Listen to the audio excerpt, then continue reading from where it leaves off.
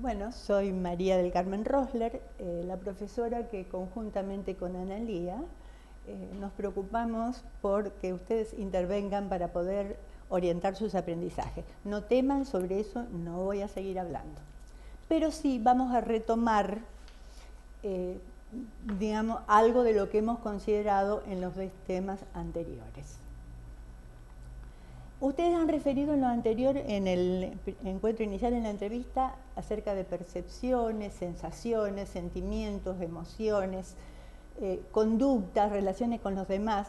En general hablaron de conductas y también hablaron de mente, psiquis, que discutiremos luego, y también de que la psicología está entre las ciencias sociales.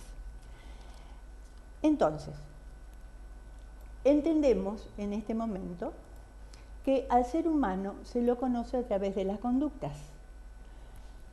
Con esta aclaración, el término conducta es utilizado en la vida diaria de maneras sumamente distintas.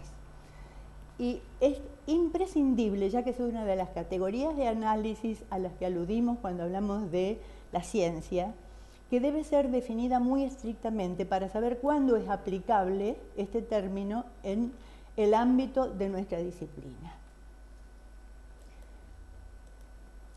Entonces, lo que vamos a procurar hacer es que entendemos por conducta. Hay una definición general que, parafraseando a un autor muy respetado, Lagache, nos dice que es el conjunto de respuestas significativas, o sea, las acciones de cualquier organismo vivo. Fíjense que nos referimos siempre a organismos vivos, desde los unicelulares a los pluricelulares, de los vegetales a los animales. Es una definición genérica. ¿Qué procura hacer ese ser vivo? Mantenerse con vida, integrando las tensiones que amenazan, precisamente, están amenazando su permanencia en el ser, y posibilitando el equilibrio de su organismo según sus posibilidades o las que les brinda el medio. Ahora bien, esto lo vamos a tratar de mostrar nosotros de manera, digamos, de manera dinámica.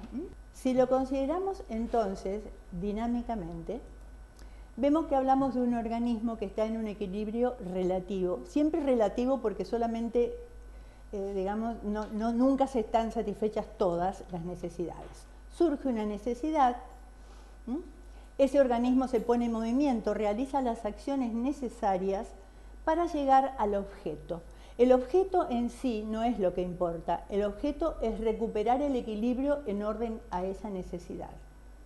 Y entonces hablamos de un organismo en equilibrio relativo. Les doy un ejemplo rápido.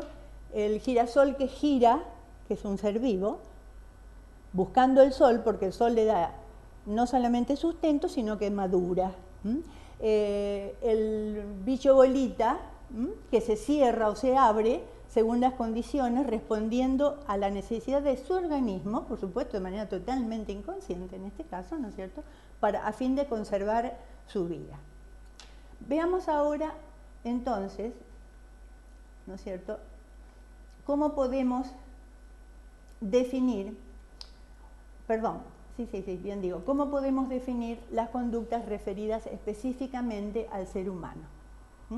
Las conductas, decimos, son acciones del hombre en situación, que lo veremos luego de manera más profunda por la importancia y las implicancias de este término, en la permanente búsqueda de un equilibrio que siempre es relativo, porque tenemos muchas necesidades y siempre hay alguna, por ejemplo la de respirar o la de alimentarnos, ¿verdad? Es decir, que también son conductas propias de todo ser vivo, pero específicamente en el hombre, que le permita mantener las tensiones que lo motivan en un grado aceptable, de manera que integre sus posibilidades, las que les brinda el medio, y en el caso del hombre, procurando conservar su identidad. Es decir, que si yo tengo un sujeto, el hombre es el único al que le damos el nombre de sujeto porque es el que digamos, llega, ¿no es cierto?, a manejarse a sí mismo. Cuando surge la necesidad, empieza a actuar en orden a esa o a varias necesidades que le surgen. Y acá aparece la otra posibilidad, la posibilidad de que logre su objeto, por ejemplo, bebé. Bebé necesita que mamá lo apapache, bebé necesita el cariño del calor de la madre, o bebé necesita alimentarse. ¿Cuál es la conducta, la única conducta que tiene el bebé? Llorar, o quejarse, o gañir un poquito. ¿Sí? Entonces, si logra su objeto, va a permanecer mucho más calmo. Si no lo logra, se va a sentir con mayor desequilibrio, aparece la frustración y se va a tensionar mucho más. De manera tal que nosotros, ¿no es cierto?, podemos, en este caso, o que mejor dicho, nosotros debemos, eso sí, diferenciar necesidad de estímulo. El estímulo obra en tanto exista latente la necesidad. Si yo acabo de comer, por ejemplo, si hace un rato yo hubiera almorzado un poderoso plato de ravioles, ahora estaría dormida, bueno, pero eso sería otro tema. El tema real es que difícilmente despierte mi apetito una taza de café con leche con una media luna. Es decir, que las motivaciones son sumamente complejas, porque detrás de las motivaciones están las necesidades como fuerzas impulsoras de la conducta. Y es aquí donde tenemos que tener en cuenta que las necesidades no son solamente necesidades de carencia, esas necesidades básicas, ¿no es cierto?, que hacen la supervivencia, sino que también cuando satisfechas a lo mejor hasta en la mínima medida, y esto lo vamos a ver en motivaciones, les aclaro, aparece la autorrealización, es decir, aparece la necesidad de autorrealizarse. Esto lo vamos a analizar muy bien cuando veamos motivaciones.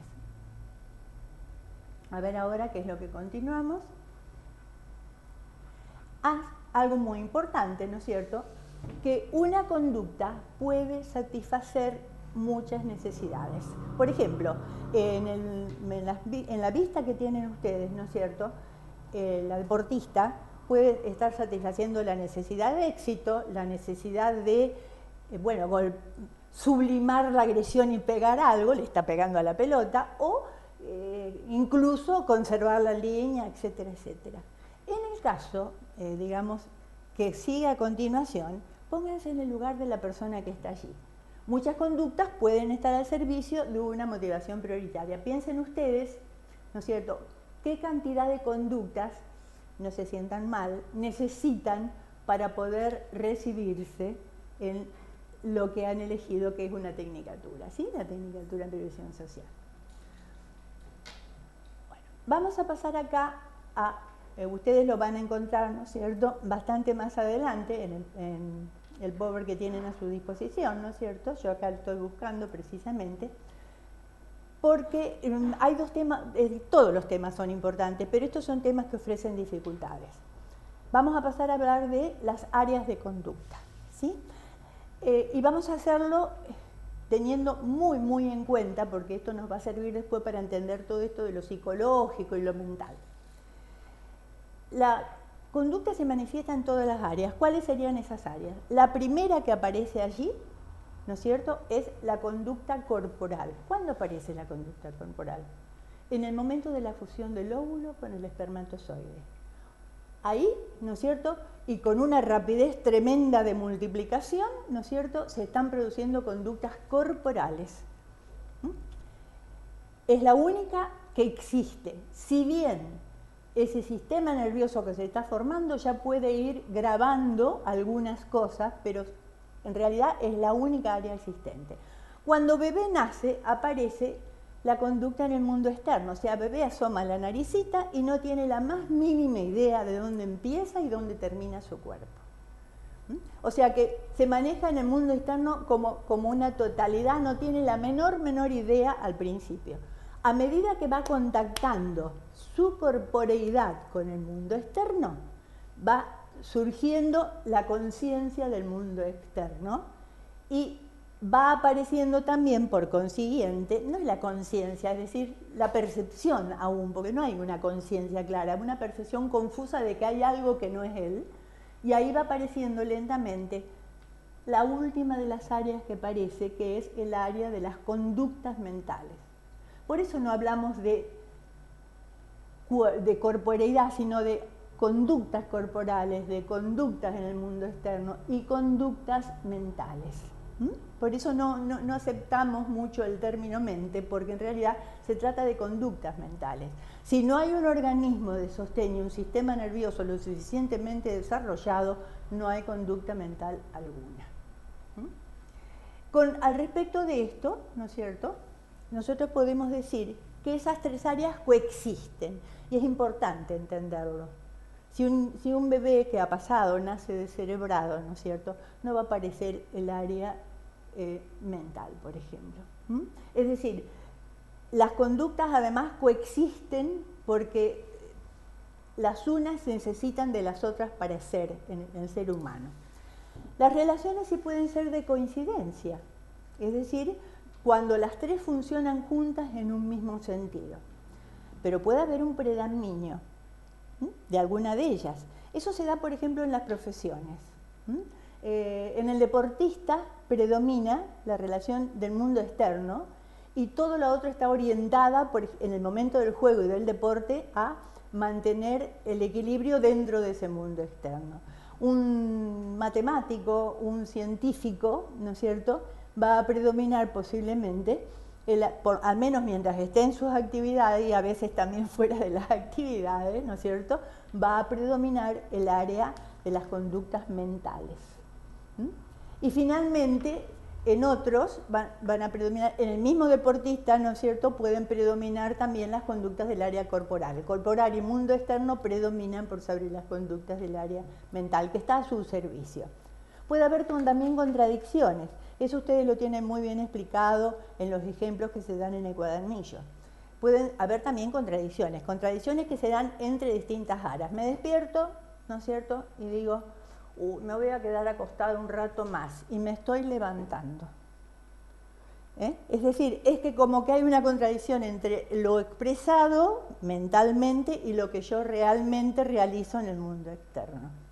Puede haber contradicciones internas dentro de una misma área. Es decir, en el caso de la duda es eso, estoy dentro de la misma área, estoy en lucha entre lo que después veremos en motivaciones como conflictos, ¿no? Y puede ser también simultánea o sucesiva. No vamos a abundar demasiado sobre esto, porque ustedes ya tienen allí elementos valiosos, ¿no es cierto?, y bastantes ejemplos. Y aparte se supone que van a abrir un foro ustedes mismos para proponerse esos ejemplos y discutirlo. Eso es por lo menos lo que esperamos. Bueno. Luego tenemos que no hay, y es lo último que voy a decir con respecto a áreas, ¿no es cierto?, que no hay un área privilegiada. ¿Qué quiere decir esto? La conducta puede tener su origen en cualquiera de las áreas. Yo estoy en una reunión, creo que estoy tomando naranjada y estoy tomando un cóctel con un alcohol muy bien disimulado y dulce. Ese elemento ingresa a mi cuerpo, ese elemento que es externo, físico-químico, ingresa a mi cuerpo y empieza a producir cambios en mi conducta. Todos conocemos a alguien, o a veces nos ha pasado tener esos cambios en la conducta, ¿sí? Ahí entonces predominó el área de lo corporal, digamos así, ¿no es cierto?, y va apareciendo su resultante en las otras áreas. También puede ocurrir que yo siento una profunda emoción, ahí tiene que ver la situación, frente a un niño lastimado. A lo mejor a alguien no le hace nada, pero a mí sí, eso tiene que ver con la situación de cada quien. Y entonces eso hace que mis conductas, es decir, que yo acelere mi pulso o que sienta una tensión tremenda, me llene de adrenalina y corra a socorrerlo con peligro de perder mi vida porque hay un auto que se viene, etc. Eso significa que no hay área privilegiada.